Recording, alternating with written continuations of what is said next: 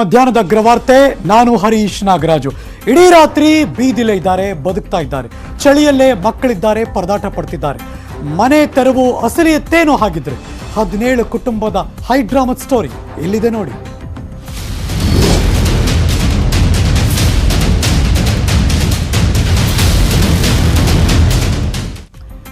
ಬೆಂಗಳೂರಿನ Agrahara ದಾಸರಹಳ್ಳಿಯಲ್ಲಿ slum border ಮತ್ತು BBMP ಅವರು 65 ಮನೆಗಳನ್ನು ಕಟ್ಟಿದ್ರು.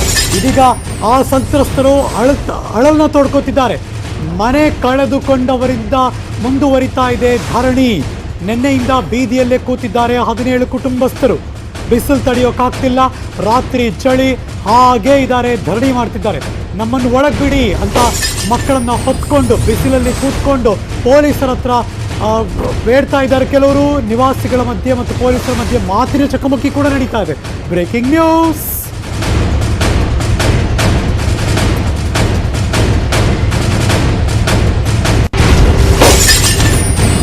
ಅರವತ್ತೈದು ಮನೆಗಳಲ್ಲಿ 17 ಕುಟುಂಬಗಳು ಅನಧಿಕೃತವಾಗಿ ನೀವಿಲ್ಲಿದ್ದೀರಾ ಅಂತ ಹೊರ ಹಾಕಿದ್ರು. ಇಮಿಡಿಯೇಟ್ ಆಗಿ ಹೈಕೋರ್ಟ್ನಲ್ಲಿ ಕೇಸ್ ನಡೀತಾ ಇದೆ. ಅಲ್ಲಿಂದ ಏನಾಗುತ್ತೆ ಅಂತ ಕಾಯ್ತಾ ಇದ್ದಾರೆ ಅವರು ಕೂಡ. ಬಿಕಾಸ್ ಇವತ್ತು ಹೈಕೋರ್ಟಲ್ಲಿ ಅದ್ರ ಬಗ್ಗೆ ತೀರ್ಮಾನ ಪ್ರಕಟ ಆಗುತ್ತೆ. ಸ್ಥಳಕ್ಕೆ ಬ್ಲಾಕ್ ಕಾಂಗ್ರೆಸ್ ಮಹಿಳಾ ಪದಾಧಿಕಾರಿಗಳು ಬಂದಿದ್ದಾರೆ. ಹೊರಗಡೆ ಹಾಕಿರುವವರಿಗೆ ಶೌಚಾಲಯ ವ್ಯವಸ್ಥೆ ಮಾಡಿ ಅಂತ ಆಗ್ರಹಿಸ್ತಾ ಇದ್ದಾರೆ. ಪೊಲೀಸರ ಜೊತೆ ಕಾಂಗ್ರೆಸ್ನ ಮಹಿಳಾ ಸದಸ್ಯರು ವಾಗ್ವಾದ ನಡೆಸಿದ್ರು. ಎಸಿಪಿ ನಂಜುಂಡೇಗೌಡರ ನೇತೃತ್ವದಲ್ಲಿ ಸ್ಲಂ ಬೋರ್ಡ್ ಮನೆಗಳ ಬಳಿ ಭದ್ರತೆ ಕೂಡ ಮಾಡಿದ್ದಾರೆ. ಯಾವುದೇ ರೀತಿಯಲ್ಲಿ ಸಮಸ್ಯೆ ಆಗದಂತೆ ನೋಡ್ಕೊಳ್ಳೋದು ನಮ್ಮ ಕೆಲಸ. ಧರಣಿ ನಿರತ ಕುಟುಂಬಸ್ಥರ ಜೊತೆ ವಿಜಯನಗರದ ಉಪವಿಭಾಗದ ಎಸಿಪಿ ಮಾತುಕತೆ ನಡೆಸ್ತಾ ಇದ್ದಾರೆ.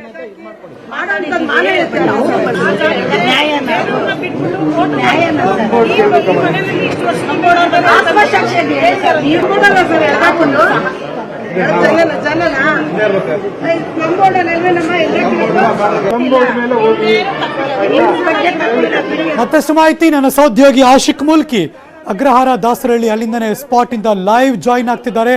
ಗುಡ್ ಆಫ್ಟರ್ನೂನ್ ಆಶಿಕ್, ಏನ್ ನಡೀತಿದೆ ಅಲ್ಲೀಗ?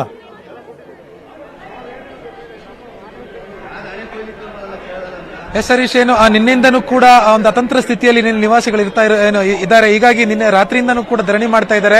ಅಲ್ಲಿನ ಕೆಲವೊಂದು ದೃಶ್ಯಗಳನ್ನು ಕೂಡ ನಿಮ್ಗೆ ತೋರಿಸ್ತಾ ಹೋಗ್ತೀನಿ. ಪ್ರಮುಖವಾಗಿ ನಿನ್ನೆ ರಾತ್ರಿಯಿಂದ ಏನು ಅವರು ಇಲ್ಲಿ ಧರಣಿ ಮಾಡ್ತಾ ಇದ್ದಾರೆ, ನಿವಾಸಗಳನ್ನ ಕಳೆದುಕೊಂಡಿರೋರು, ಅವರನ್ನ ಸದ್ಯದ ಪರಿಸ್ಥಿತಿ ಏನಿದೆ ಅದ್ರ ಬಗ್ಗೆ ಮಾತಾಡಿಸ್ತಾ ಹೋಗೋಣ. ಮೇಡಮ್, ನಿನ್ನೆಯಿಂದನೂ ಕೂಡ ನೀವು ಇಲ್ಲಿ ಹೊರಗಡೆ ಇದ್ದೀರಾ, ಮನೆ ಒಳಗಡೆ ಹೋಗಕ್ ಬಿಟ್ಟಿಲ್ಲ? ಇಲ್ಲ ಸರ್, ಬಿಟ್ಟಿಲ್ಲ. ನಮ್ಮ ಒಳಗಡೆ ಹೋಗಕ್ಕೆ ಬಿಟ್ಟಿಲ್ಲ. ನಮ್ಮನ್ನ ವಾಯ್ಸ್ ಚೇಂಜ್ ಆಗಿದೆ ಸರ್. ಮನೆ ಒಳಗಡೆ ಹೋಗಕ್ ನಮ್ಮನ್ನ ಬಿಟ್ಟಿಲ್ಲ. ಪೊಲೀಸ್ನವರೆಲ್ಲ ತಡೀತಾರೆ. ನಿನ್ನೆ ನೈಟಿಂದ ನಾವ್ ಇಲ್ಲೇ ಇದ್ದೀವಿ. ಮನೆ ಸಾಮಾನು ಬೀಗ ಹೊಡೆದು ಅವರೇ ಮನೆ ಸಾಮಾನೆಲ್ಲ ಈಚೆ ಹಾಕಿರೋದು. ನಾವ್ ಇರ್ಲೇ ಇರ್ಲಿಲ್ಲ. ನಿಮ್ ಲಾಯರ್ ಏನ್ ಹೇಳ್ತಿದ್ದಾರೆ? ನಮ್ ಲಾಯರ್ ಕೋರ್ಟ್ಗೆ ಹಾಕಿದೀವಿ ಸರ್ ನಾವು. ಹೌದು, ನೆನ್ನೆನೆ ಬಂತು. ಆದ್ರೂ ನಮ್ಗೆ ಬಿಡ್ಲಿಲ್ಲ. ನಾವು ನಮ್ಗೆ ಪ್ರೂಫ್ ಸಮೇತ ಕೊಡಿ ನೀವು ಅಂದ್ರು. ಅದ್ ಕೊಟ್ಮೇಲೂ ನಿಮ್ಮನ್ನ ನಾವ್ ಹೆಂಗ್ ಮನೆ ಒಳಗಡೆ ಬಿಟ್ಬಿಡ್ತೀವ? ನಾವು ಮನೆಯಲ್ಲಿ ಬೇರೆಯವ್ರನ್ನ ಕರ್ಕೊಂಡ್ ಬಂದಿದ್ದು ಅವರು ಅಲಾಟ್ ಮಾಡಿದಾರಲ್ಲ, ಅವ್ರ ಮನೆಯಲ್ಲಿ ಇದ್ದಾರೆ, ನೀವು ಬೀದಿಯಲ್ಲಿ ಇದ್ದೀರಿ. ಹೌದು, ಅವ್ರ ಮನೆ ಒಳಗಡೆ ಇಲ್ಲ ಸರ್. ನಮ್ಮ ಮನೆ ಒಳಗಡೆ ಇಲ್ಲ. ನಮ್ಮ ಮನೆ ಓಪನ್ ಇದೆ. ನಮ್ಮನ್ ಬಿಟ್ಟಿಲ್ಲ. ಆದ್ರೆ ಅಂದ್ರೆ ಅವ್ರಿಗೆ ಮಾಡ್ಕೊಡ್ತೀವಿ, ನಿಮಗ್ ಮಾತ್ರ ಮಾಡ್ಕೊಡಲ್ಲ ಅಂತ ಹೇಳ್ತಿದಾರೆ. ಯಾರೋ ಮನೆ ಒಳಗಡೆ ಹೋದ್ರು ಅಂತ ನೀವೆಲ್ಲ ಏನು ಪೊಲೀಸ್ ಅವ್ರ ಜೊತೆ ನೈಟ್ ಇಬ್ರು ಹೋದ್ರು. ಆ ಕಡೆ ಬಿಲ್ಡಿಂಗ್ಗೆ ಹೋದ್ರು. ಅದು ಬೇರೆಯವರು, ಈ ಏರಿಯಾದ ಸಂಬಂಧಪಟ್ಟವ್ರೆ ಅಲ್ಲ ಅವರು. ಅವ್ರು ಯಾರು ಅಂತಾನೆ ಗೊತ್ತಿಲ್ಲ. ಇಲ್ಲಿಂದ ಸಂಬಂಧಪಟ್ಟವ್ರು ಯಾರಿಲ್ಲ. ಇಲ್ಲಿ ಇರೋದು ಹಿಂದೆ ಮುಂದೆ ಇರೋರೆ. ಇಲ್ಲಿಂದ ಮದುವೆ ಆಗಿರೋ ಹೆಣ್ಮಕ್ಳು ಬೇರೆ ಕಡೆಯಿಂದ ಬಂದಿರೋ, ಶ್ರೀರಾಮ್ಪುರದಿಂದ ಮಾಡಿರೋಡಿಂದ ಬಂದಿರೋ, ಯಾರು ಇಲ್ಲಿಂದ ಸ್ಥಳೀಕರು ಯಾರಿಲ್ಲ. ಇಲ್ಲಿಂದ ಬೇರೆ ಕಡೆ ಇರೋರು, ಅಲ್ಲಿಂದ ಬೇರೆ ಕಡೆಯಿಂದ ಬಂದಿದ್ದಾರೆ. ಶಿಲ್ಪಾ ಶ್ರೀಧರ್ ಮಾಡೋದಲ್ಲ ಅವ್ರ್ಯಾರು? ಶಿಲ್ಪಾ ಶ್ರೀಧರ್ ಇವರು ಶಾಸಕರು, ಅವರೆಲ್ಲ ನಮ್ಮವರು ಇದಾರಲ್ಲ. ಯಾರು ಇಲ್ಲಿ ನಮ್ಮಿಂದ ಓಡಾಡ್ತಾರೆ ಯಾರಿಲ್ಲ. ಇಲ್ಲಿ ಪ್ರತಿಯೊಂದು ಮಾಡಿರೋ ಒಬ್ಬ ರೋಲ್ ಲಿಸ್ಟರ್ ಶಾಸಕ ಶ್ರೀಧರ್ ಶಿಲ್ಪಾದವರ ಶಾಸಕರವರೆಲ್ಲ. ಏನೋ ಹರೀಶ್, ನಿನ್ನೆಯಿಂದನೂ ಕೂಡ ಇದೊಂದು ಈಗ ಕೋರ್ಟ್ ಕಟಕಟಕ್ಕೆ ಹೋಗಿರುವಂತದ್ದು. ನಿನ್ನೆ ಈ ವಿಚಾರವಾಗಿ ಹೈಕೋರ್ಟ್ ಒಂದು ತೀರ್ಪನ್ನ ಕೂಡ ನೀಡುತ್ತೆ. ಪ್ರಮುಖವಾಗಿ ಯಾರು ಕೂಡ ಅಂದ್ರೆ ಒಂದ್ ಕಡೆ ಸ್ಲಂ ಬೋರ್ಡ್ ಅಧಿಕಾರಿಗಳಿದ್ದಾರೆ, ಇನ್ನೊಂದು ಕಡೆಯಿಂದ ಏನು ಇಲ್ಲಿನ ನಿವಾಸಿಗಳಿದ್ದಾರೆ. ಹೀಗಾಗಿ ಎಲ್ಲರೂ ಕೂಡ ಯಥಾಸ್ಥಿತಿಯನ್ನ ಕಾಯ್ದುಕೊಳ್ಬೇಕು ಅನ್ನುವಂಥದ್ದು. ನೀವು ಕೇಳಬೇಕು ಬೇರೆಯವ್ರನ್ನ, ಯಾಕೆ ಅಷ್ಟು ಜನರಲ್ಲಿ ಈ 17 ಜನ ಯಾಕೆ ಹೊರಗೆ ಹಾಕಿದ್ರು? ನಂಬರ್ 1. ನಂಬರ್ 2, ಇವರೇನು ಅನಧಿಕೃತವಾಗಿ ಸೇರ್ಕೊಂಡಿದ್ದಾರಾ? ಇವ್ರದಲ್ವಾ ಮನೆ? ಯಾಕೆ? ಏನು? ಪ್ಲೀಸ್ ಆಸ್ಕ್, ಕೇಳಿ.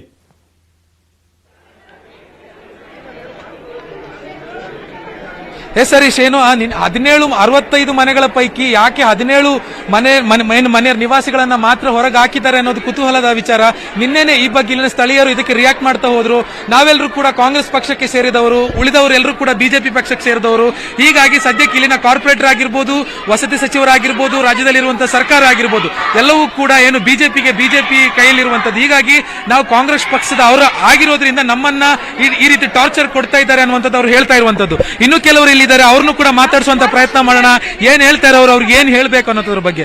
ಮೇಡಮ್, ನೀವಿಲ್ಲಿದ್ದೀರಾ, ನಿಮ್ಮ ಬೇಡಿಕೆ ಏನು? ನಮ್ಮ ಬೇಡಿಕೆ ನಮ್ಗೆ ಸ್ಲಮ್ ಬೋರ್ಡ್ ಇಂದ ಮತ್ತೆ BBMP ಇಂದ ಮನೆ ಆಗಿದೆ ಸರ್. ನಿನ್ನೆ ಬಂದು ಸ್ಲಮ್ ಬೋರ್ಡ್ ಅವ್ರು ಕೊಟ್ಟಿದ್ದಾರೆ. ಆ ಮನೆ ನಮ್ಗೆ ಕೊಡ್ಬೇಕು ಅಂತ ನಮ್ ಬೇಡಿಕೆ ಸರ್. ನಮ್ಗೆ ಅಲರ್ಟ್ ಆಗಿರೋ ಮನೆ ನಮ್ಗೆ ಕೊಡಿ ಅಂತ ನಾವು. ನೀವಿಲ್ಲಿ ಎಷ್ಟು ವರ್ಷಗಳಿಂದ ಇದ್ದೀರಿ ಮನೆ? 15-16 ವರ್ಷದಿಂದ 16 ವರ್ಷದಿಂದ ಇಲ್ಲೇ ಶೆಡ್ ಅಲ್ಲಿ ಇದ್ವಿ. 3 ಜನ ಗಂಡ್ಮಕ್ಳು 4 ಜನ ಹೆಣ್ಮಕ್ಳು ಇರೋರ್ಗೆಲ್ಲ ಒಂದೊಂದ್ ಮನೆ ಮಾಡ್ಕೊಡ್ತೀನಿ ಅಂತ ಹೇಳಿದ್ರು. ಅಂದ್ರೆ ಒಬ್ಬೊಬ್ಬರಿಗೆ ಒಂದೊಂದು ಫ್ಯಾಮಿಲಿಗೆ 3-4 ಮನೆ ಇದೆ ಇಲ್ಲಿ.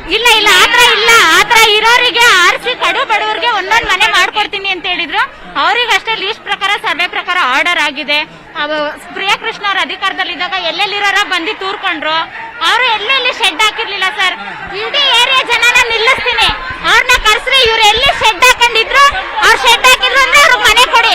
ಇವ್ರು ಯಾರು ಶೆಡ್ ಹಾಕಿಲ್ಲ ಅಂದ್ರೆ ಅವ್ರಿಗೆ ಮನೆ ಕೊಡ್ಬೇಡಿ ಸರ್. ನಾವು ಕೇಳ್ಕೊಳ್ಳೋದು ಎಷ್ಟು, ಬಡ ಜನಕ್ಕೆ ನ್ಯಾಯ ಕೊಡಿ, ಬಡ ಜನಕ್ಕೆ ನ್ಯಾಯ ಕೊಡಿ, ಬಡ ಜನಕ್ಕೆ ನ್ಯಾಯ ಕೊಡಿ, ನ್ಯಾಯ ರೀತಿಯಾಗಿ ಮನೆ ಕೊಡಿ ಸರ್. ಅವರೆಲ್ಲ ಶೆಡ್ಗಳು ಹಾಕೇ ಇರ್ಲಿಲ್ಲ. ಎಲ್ಲೆಲ್ಲ ಇಂದನ ಬಾಡಿಗೆ ಮನೆ ಲೀಸ್ಗಿದ್ದವರೆಲ್ಲ ಬಂದು ಇಲ್ಲಿ ದೌರ್ಜನ್ಯ ಮಾಡ್ತಾ ಇದ್ದಾರೆ. ಅಂತವರಿಗೆ ಅದು ಸತ್ಯ ಅಂದ್ರೆ ಸತ್ಯ, ಅವ್ರದ್ದು ಯಾರ್ದು ಅಲ್ವೇ ಇಲ್ಲ. ಬಚ್ಚಲಿಲ್ಲ, ಬಾತ್ರೂಮ್ ಇಲ್ಲ, ವಯಸ್ ಮಗನ್ ಮಾಡಿಕೊಂಡಿದೀವಿ ನೋಡಿ ಸರ್. ಬೇಕಾದ್ರೆ ಸಡ್ಡಲ್ಲೇ ಬಂದು ನೋಡಿ, ನಮ್ಗೆ ಇರಕ್ಕೆ ಎಲ್ಲೂ ಸ್ಥಳ ಇಲ್ಲ. ಸರ್, ನಮ್ ನೋಡಕ್ ಬನ್ನಿ ಬೇಕಾದ್ರೆ. ಬಚ್ಚಲು ಇಲ್ಲ, ಬಾತ್ರೂಮ್ ಇಲ್ಲ ಸರ್. ಇಲ್ಲೇ ಮನೆ ಸಿಗ್ಬೇಕಾಗಿರೋ ಸರ್. ಇವಾಗ ಮನೆ ಕೊಟ್ಟಿದಾರಲ್ಲ ಸರ್, ಅವ್ರ ಮನೇಲಿ ಇರೋ ಶೆಡ್ ಅಲ್ಲಿ ಇರೋರು ಸರ್. ಅವ್ರು ಮನೆ ಬೇಕು ಅಂತ ಅವ್ರು ಹೋರಾಟಕ್ಕೆ ನಿಂತಿದ್ದಾರೆ. ಅವ್ರ ನಿನ್ನೆಯಿಂದ ಅವ್ರ ಮನೆ ಬಿಡಕ್ ಇಲ್ಲ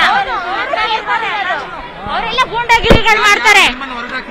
ಅವರೇ ಅವತ್ತಿನ ದಿವಸ ಸೇರ್ಕೊಂಡಿದ್ದವ್ರನ್ನೆಲ್ಲ ಬಲವಂತವಾಗಿ ದಬ್ಬಿ ಆಚೆ ಅವ್ರು ಸೇರ್ಕೊಂಡಿದ್ದಾರೆ. ಇವಾಗ ಇವರೆಲ್ಲ ನ್ಯಾಯ ರೀತಿಯಾಗಿ ಗೌರ್ಮೆಂಟ್ ಏನು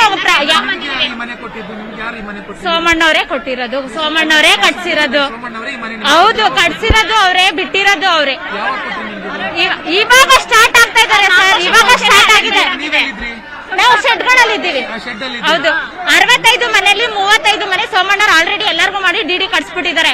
ಇನ್ನ 30 ಮನೆ ಆಯ್ಕೆ ಮಾಡ್ಬೇಕಾಗಿತ್ತು. ಅದು ಇವತ್ತು ಪಕ್ಕ ಆಯ್ಕೆ ಆಗಿದೆ. ಇವತ್ತು ಅವ್ರಿಗೆ ಯಾರಿಗ ಆಗ್ಬೇಕಾಗಿದೆ ಅವ್ರು ಕರೆಕ್ಟ್ ಆಗಿದೆ. ಇವತ್ತು ಬಿಟ್ಕೊಡ್ಬೇಕಾಗಿರೋ ಧರ್ಮ ನಿಮ್ದು ಸರ್. ಹರೀಶ್ ನಾಗರಾಜ್, ಏನು ಇಲ್ಲಿ ಈ ಒಂದು ವಿಚಾರ ಬೇರೆ ಒಂದು ತಿರುವು ಪಡೆದುಕೊಳ್ತಾ ಇರುವಂತದ್ದು. ಅಂದ್ರೆ ಇಲ್ಲಿದ್ದೇ ನಿವಾಸಿಗಳ ಮಧ್ಯೆ 2 ಗುಂಪಿದೆ ಅನ್ನುವಂಥದ್ದು ಈಗ ಇವರು ಮಾತಾಡ್ತಾ ಹೋಗ್ತಾ ನಮಗೆ ಅರ್ಥ ಆಗ್ತಾ ಹೋಯಿತು. ಪ್ರಮುಖವಾಗಿ 17 ಮನೆಗಳನ್ನ ಸ್ಲಂ ಬೋರ್ಡ್ ಅಧಿಕಾರಿಗಳು ಖಾಲಿ ಮಾಡಿಸಿದ್ದಾರೆ. ಅವರೆಲ್ಲರೂ ಕೂಡ ಅನಧಿಕೃತವಾಗಿ ಇಲ್ಲಿ ಮನೆಯಲ್ಲಿ ವಾಸವಾಗಿದ್ರು ಅನ್ನೋದು ಇಲ್ಲಿನ ಬೇರೊಂದು ಸ್ಥಳೀಯರು ಹೇಳ್ತಾ ಇರುವಂತಹ ಮಾತು. ಅವ್ರದ್ದು ಯಾರ್ದು ಅಲ್ಲ ಈ ಮನೆ. ಈಗ ವಸತಿ ಸಚಿವರಾಗಿರುವಂತಹ ಸೋಮಣ್ಣ ಅವರು ನಮ್ಮ ಮನೆ ನಮಗೆ ವಾಪಸ್ ಕೊಟ್ಟಿದ್ದಾರೆ. ಅವರಿಗೆ 17 ಅಂದ್ರೆ ಕಾಂಗ್ರೆಸ್ ಸರ್ಕಾರ ಇರುವಾಗ 17 ಕುಟುಂಬಕ್ಕೆ ಇಲ್ಲಿ ಅವರನ್ನ ಕರ್ಕೊಂಡ್ಬಂದು ಅವ್ರು ಸೇರಿಸಿದ್ರು. ಈ ಸಂದರ್ಭದಲ್ಲಿ ನಮ್ಮನ್ನ ಅದೇ ಪಕ್ಕದಲ್ಲಿ ಒಂದು ಶೆಡ್ ಅನ್ನ ಕಟ್ಟಿ ಅಲ್ಲಿ ಇರೋಕೆ ಅವ್ರು ಹೇಳಿದ್ರು. ಹೀಗಾಗಿ ಇವಾಗ ಈ ಸರ್ಕಾರ ಬಂದಾಗ ನಮಗೆ ಸೇರ್ಬೇಕಾಗಿದ್ದಂತ ಮನೆಯನ್ನ ನಮಗೆ ತಿರುಗಿಸಿ ವಾಪಸ್ ಕೊಡ್ತಿದ್ದಾರೆ. ಕಾಂಗ್ರೆಸ್ನ ಮಹಿಳಾ ಪದಾಧಿಕಾರಿಗಳು ಬಂದಿದ್ದಾರೆ. ನಾನು ನೋಡ್ತಾ ಇದ್ದೀನಿ ವಿಜುವಲ್ಸ್ ಅಲ್ಲಿ. ಪೊಲೀಸರ ಜೊತೆ ಏನೋ ಮಾತಿನ ಚಕಮಕಿ ನಡೀತಾ ಇದೆ. ಪೊಲೀಸರು ಹೆಚ್ಚು ಸಂಖ್ಯೆಯಲ್ಲಿ ಇದ್ದಾರೆ. ಇನ್ನು ಹೈಕೋರ್ಟ್ ತೀರ್ಮಾನ ಆಗಬೇಕು. ಅವರೆಲ್ಲ ಬಂದು ಏನ್ ಮಾಡ್ತಿದ್ದಾರೆ, ಏನದು ಮಾತುಕತೆ ಅದು? ಅಂದ್ರೆ ನಿನ್ನೆಯಿಂದನೂ ಕೂಡ ಅವರನ್ನ ಬೀದಿಗೆ ಹಾಕಿದ್ದಾರೆ, ರಸ್ತೆಯಲ್ಲಿ ಇಟ್ಟಿದ್ದಾರೆ. ರಾತ್ರಿ ಇಡೀ ಅವರು ರಸ್ತೆಯಲ್ಲೇ ಏನ್ ಮಲಕೊಂಡಿದ್ದಾರೆ, ನಿದ್ರೆ ಮಾಡಿದ್ದಾರೆ. ಹೀಗಾಗಿ ಅವರಿಗೆ ಮೂಲಭೂತವಾಗಿ ಸಿಗ್ಬೇಕಾದಂತಹ ಸೌಕರ್ಯಗಳೇನಿದೆ, ಅದು ಶೌಚಾಲಯ ಆಗಿರ್ಬೋದು ಅಥವಾ ನಿದ್ರೆ ಅವರಿಗೆ ನೀರಿನ ವ್ಯವಸ್ಥೆ ಆಗಿರ್ಬೋದು, ಊಟದ ವ್ಯವಸ್ಥೆ ಆಗಿರ್ಬೋದು. ನೀವಾಗ್ಲೇ ಮೆನ್ಷನ್ ಮಾಡಿದಂಗೆ ನಾವು ಕಾಂಗ್ರೆಸ್ನವರು, ಈಗ ಕಾಂಗ್ರೆಸ್ನ ಮಹಿಳಾ ಪದಾಧಿಕಾರಿಗಳು ಬಂದಿದ್ದಾರೆ. ಅಲ್ಲಿ ಸುತ್ತಮುತ್ತ ಇದ್ರೆ ಮಾತಾಡಿಸಿ. ಗೋ ಹೆಡ್ ಪ್ಲೀಸ್. ಎಸ್ ಹರೀಶ್, ಅದನ್ನ ಅವ್ರನ್ನ ಕೆಲವೊಂದು ಮಾತಾಡಿಸುವಂತ ಪ್ರಯತ್ನ ಮಾಡ್ತೀನಿ. ಒಟ್ಟಾರೆಯಾಗಿ ಇದೀಗ ಏನು ರಾಜಕೀಯ ಕೆಸರಾಟ ಎರಚಾಟ ಇಲ್ಲಿ ನಡೀತಾ ಇರುವಂತದ್ದು, ಇಲ್ಲಿ ಕೆಲವರು ಕಾಂಗ್ರೆಸ್ ಪದಾಧಿಕಾರಿಗಳು ಕೂಡ ಇದ್ದಾರೆ, ಅವರನ್ನ ಮಾತಾಡಿಸುವಂತ ಪ್ರಯತ್ನ ಮಾಡ್ತೀನಿ. ಇಲ್ಲಿನ ಇವರು ಸ್ಥಳೀಯ ಕಾಂಗ್ರೆಸ್ ಮಹಿಳಾ ಮುಖಂಡರು, ಇವರು ಯಾವ ರೀತಿಯಾಗಿ ಇದನ್ನ ಕಾಣ್ತಾರೆ, ಯಾವ ರೀತಿಯಾಗಿ ಇದನ್ನ ಹೇಳ್ತಾರೆ ಅನ್ನೋದ್ರ ಬಗ್ಗೆ ಇಲ್ಲಿ ಮಾತಾಡಿಸ್ತಾ ಹೋಗ್ತೀನಿ. ಸರ್, ಇಲ್ಲಿ ಅವರು ಹೇಳ್ತಾ ಇದ್ದಾರೆ ಇವರಿಗೆ ನಮ್ಮ ಮನೆಯನ್ನ ಅವ್ರಿಗೆ ಅಕ್ರಮವಾಗಿ ಕೊಟ್ಟಿದ್ದು, ಇವರು ಹೇಳ್ತಿದ್ದಾರೆ ನಮ್ಮ ಮನೆಯನ್ನ ಅವ್ರಿಗೆ ಅಕ್ರಮವಾಗಿ ಕೊಟ್ಟಿದ್ದು, ನಾವು ಕಾಂಗ್ರೆಸ್ ಪಕ್ಷದವರು, ನಾವು ಬಿಜೆಪಿ ಪಕ್ಷದವರು ಅಂತ. ಸರ್, ಇಲ್ಲಿ ಸುಮಾರು 8-10 ವರ್ಷಗಳಿಂದ ಇಲ್ಲಿ ಇರ್ತಕ್ಕಂಥವ್ರು ಎಲ್ಲರೂ ಸಹ ಅಣ್ಣ ತಮ್ಮರಾಗಿ ಸಹಬಾಳ್ವೆಯಿಂದ ಇರೋರೆ. ಈಗ ಇಲ್ಲಿ ರಾಜಕೀಯದ ಜಜ್ಜಾಟದ ನಡುವೆ ಇಲ್ಲಿ ನನ್ನ ಪಂಥ ಈ ಪಂಥ ಅನ್ನೋದ್ರ ಬಗ್ಗೆ ಕೆಸರಾಟ ನಡೀತಾ ಇದೆ. ಇಲ್ಲಿ ಪ್ರಾಣ ಮುಖ್ಯವಾಗಿ ಬೇಕಾಗಿರೋದು ಇಲ್ಲಿ ಅಧಿಕಾರಿಗಳು, ಇಲ್ಲಿ ಸ್ಥಳೀಯ ಅಧಿಕಾರಿಗಳು ಈ ದಾಖಲಾತಿಗಳನ್ನ ಪರಿಶೀಲನೆ ಮಾಡಿ ಯಾರಿಗೆ ನಿಜವಾಗಿ ಮನೆ ಸೇರಬೇಕು ಅಂತವ್ರಿಗೆ ಈ ಮನೆನ ಸೇರಿಸಬೇಕು, ಮೊದಲನೇದಾಗಿ. ಎರಡನೇದಾಗಿ ಇಲ್ಲಿರ್ತಕ್ಕಂಥ ಕ್ಷೇತ್ರದ ಶಾಸಕರು, ಈ ಶಾಸಕರಿಗೆ ಬಹಳ ಜವಾಬ್ದಾರಿ ಇರ್ತದೆ. ನಿನ್ನೆಯಿಂದ ನಡೀತಕ್ಕಂಥದ್ದು ತಾವೆಲ್ಲ ಮಾಧ್ಯಮಗಳಲ್ಲಿ ತೋರಿಸ್ತಾ ಇದ್ದೀರಿ, ಎಲ್ಲ ಪತ್ರಿಕೆಗಳಲ್ಲೂ ಬಂದಿದೆ. ಎಲ್ಲೋಗಿದ್ದಾರೆ ಶಾಸಕರು? ದಯಮಾಡಿ ಶಾಸಕರು ಬಂದು ಈ ಒಂದು ಸಮಸ್ಯೆನ ಬಗೆಹರಿಸಿಕೊಡ್ಬೇಕು. ಹಾಗೆ ಇಲ್ಲಿ ಮುಖ್ಯವಾಗಿ ಇಲ್ಲಿರ್ತಕ್ಕಂಥವ್ರು ಈಗ ನೋಡಿ ಹಗ್ಗ ಜಗ್ಗಾಟ ನಡುವೆ ಇಲ್ಲೇನಾದ್ರೂ ಗಲಭೆಗಳಾಗಿ ಕೋಮು ಗಲಭೆಗಳಾಗಿದ್ದಕ್ಕೆಲ್ಲ ಉತ್ತರ ಕೊಡೋರು ಯಾರಾಗಿದ್ದಾರೆ? ಕೊನೆಗೆ ಅಮಾಯಕರ ಜನರು, ಅವ್ರು ಕೂಲಿ ಮಾಡುವಂತಕ್ಕಂಥ ಜನರು ಅವರ ಭವಿಷ್ಯ ಬಹಳ ನಷ್ಟ ಆಗ್ತದೆ. ದಯಮಾಡಿ ಇಲ್ಲಿರ್ತಕ್ಕಂಥವ್ರು ಎಲ್ಲರೂ ಯಾರೇ ಆಗ್ಲಿ, ಅಧಿಕಾರಿಗಳಾಗ್ಲಿ ಅಥವಾ ಸಂಬಂಧಪಟ್ಟಂತ ಹಿರಿಯ ಶಾಸಕರಾಗ್ಲಿ, ಎಲ್ಲರೂ ಇಲ್ಲಿ ಬಂದು ಇಲ್ಲಿನ ಇರ್ತಕ್ಕಂಥ ಜನರಿಗೆ ಸ್ಪಂದಿಸಬೇಕು. ಈ ಕೂಡಲೇ ಅವ್ರಿಗೆ ನ್ಯಾಯ ದೊರಕಿಸ್ಕೊಡ್ಬೇಕು. ಇಲ್ಲ ಅಂದ್ರೆ ಮುಂದೆ ಏನಾಗ್ತಕ್ಕೋ ಅದಕ್ಕೆಲ್ಲ ಜವಾಬ್ದಾರಿ ಇಲ್ಲಿ ಇರ್ತಕ್ಕಂಥ ಶಾಸಕರಿಗೆ. ಇನ್ನೊಂದೇನು ಅಂತಂದ್ರೆ ಇಲ್ಲಿ ಅವ್ರು ಹೇಳ್ತಾ ಇದ್ದಾರೆ ನಾವೆಲ್ಲ ಬಿಜೆಪಿ ಪಕ್ಷದವರು, ಇವರು ಕಾಂಗ್ರೆಸ್ ಅವರು, ಕಾಂಗ್ರೆಸ್ ಸರ್ಕಾರ ಇರುವಾಗ ಅವ್ರಿಗೆ ಮನೆ ಸಿಕ್ಕಿದೆ, ಇವಾಗ ಬಿಜೆಪಿ ಸರ್ಕಾರ ನಮಗ್ ಸಿಗ್ತಾ ಇದೆ ಮನೆ ಅಂತ. ಅಲ್ಲ ಸರ್, ಕಾಂಗ್ರೆಸ್ ಇವಾಗ ನಮ್ಗೆ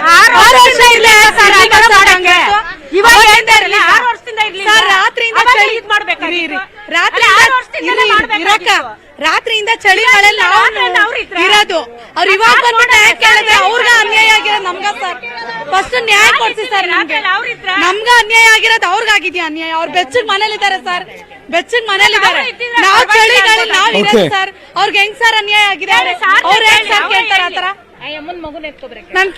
ಇದನ್ನ ಈ ಸ್ಥಳೀಯ ಕಾರ್ಪೊರೇಟರ್ ಶಿಲ್ಪಾ ಶ್ರೀಧರ್ ಏನ್ ಹೇಳ್ತಿದ್ರು? ಸರ್, ಒಂದ್ ನಿಮಿಷ, ಇನ್ನೂ ಅವ್ರು ಬಂದಿಲ್ಲ.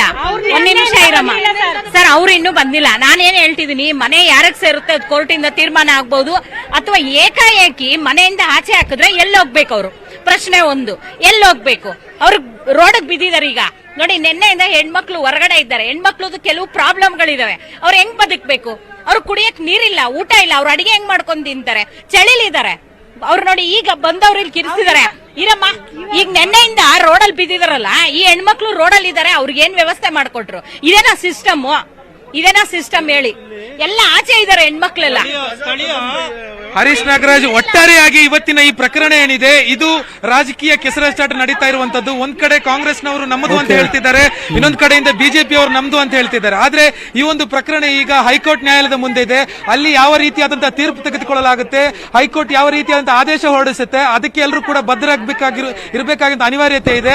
ಇನ್ನು ಹೈಕೋರ್ಟ್ ನಲ್ಲಿ ಯಾವ ನಿರ್ಧಾರ ಬರುತ್ತೋ ಅದರ ಮುಖಾಂತರ ನಾವು ಹೆಜ್ಜೆಗಳನ್ನು ಇಡ್ತೀವಿ ಅನ್ನುವಂತ. Thank you so much Ashik Mulki, ಈ ಕ್ಷಣದ ಮಾಹಿತಿಯನ್ನು ಅಪ್ಡೇಟ್ ಮಾಡಿದ್ದಕ್ಕೆ.